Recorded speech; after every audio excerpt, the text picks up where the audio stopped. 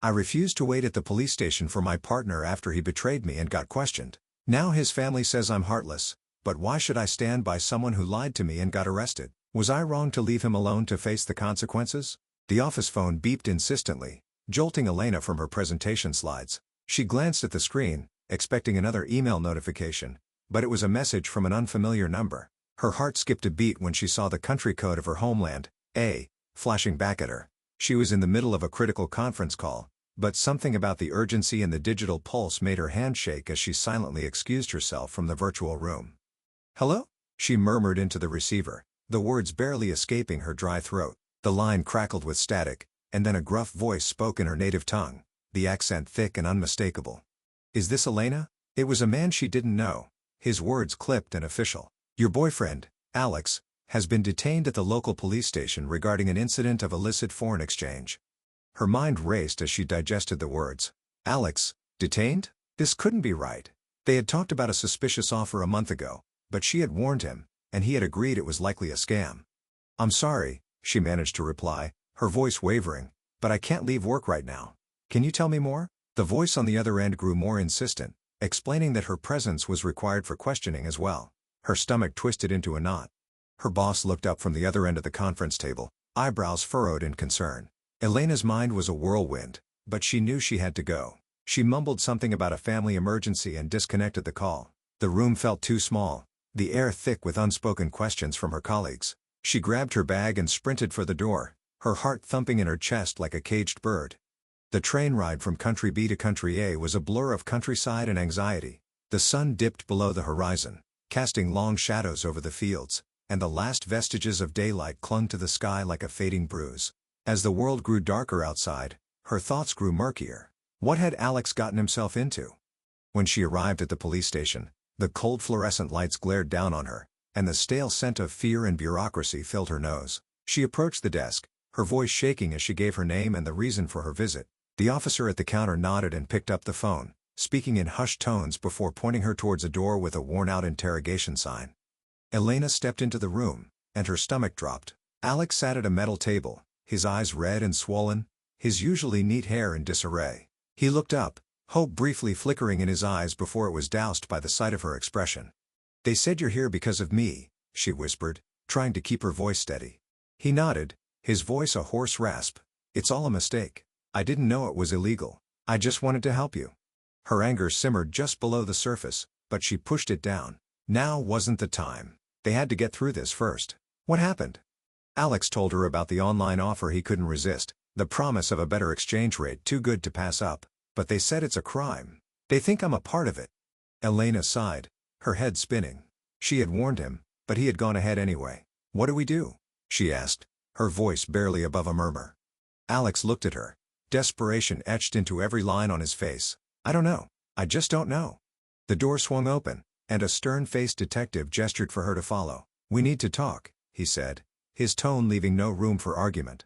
The interrogation was a nightmare of accusations and paperwork. Hours stretched into an eternity, each minute heavier than the last. She explained her job, her income, her life in Country B. They questioned her about Alex, their relationship, their finances. It was as if they were digging for a conspiracy where there was none.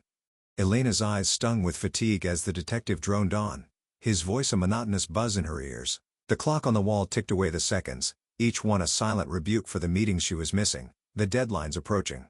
Her phone vibrated in her pocket with the unyielding rhythm of unanswered work emails and messages from confused colleagues. The room was stuffy, the air thick with the scent of stale coffee and fear.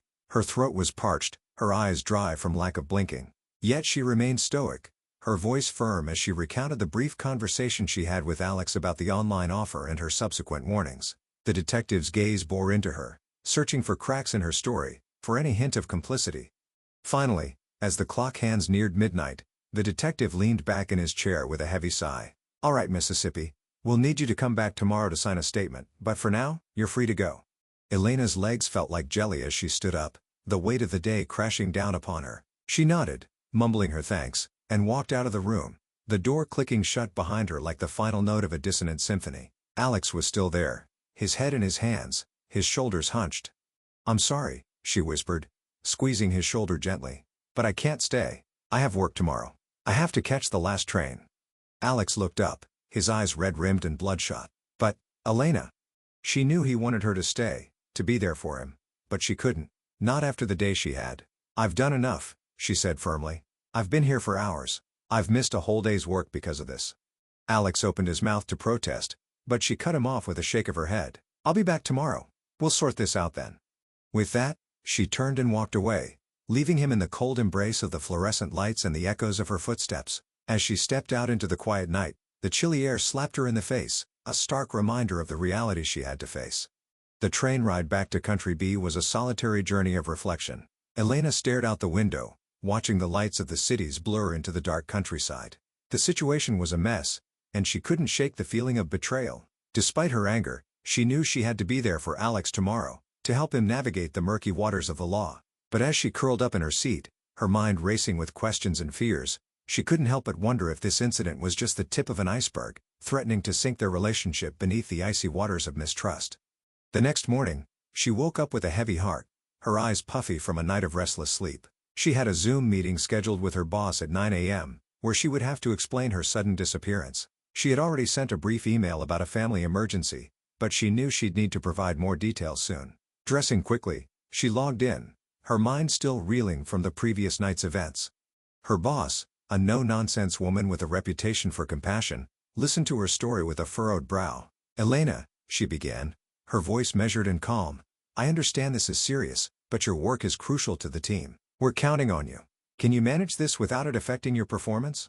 Elena took a deep breath, steeling herself. I'll do my best, she replied, knowing that her job was on the line, but I might need to take some time off. Her boss nodded gravely. Let's reassess after you sort this out. I hope everything works out for the best. After the call, Elena felt a weight lift slightly. At least she had a bit of understanding from work. She packed her bag and headed back to the train station, the early morning sun casting long shadows on the cobblestone streets.